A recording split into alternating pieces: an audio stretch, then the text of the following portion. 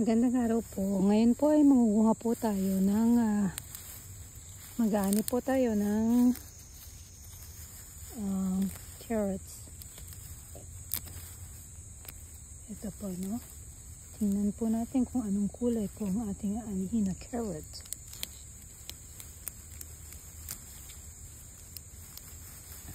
Our carrot is, tingnan po natin. Hirap pa niyang bunutin. Yes, ito po ay yellow carrot. As you can see, malaki po siya. Siya po ay kulay dilaw. Dilaw na carrot. Yellow carrot. Tingnan po natin, meron pa kayang ibang kulay dito. Nabali. Nabali po. Dilaw rin po. And orange. Ito po yung natural na carrot, orange. And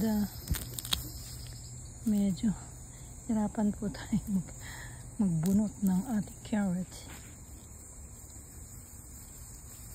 Kailangan pong uga-ugain muna. So we got another yellow one. Ilaw po ulit. And orange.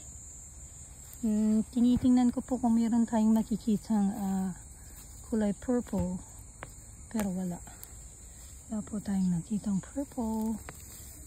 So ito po ang ating mga inani na carrot for today. Pang ulam lang po. Kainin po natin mamaya.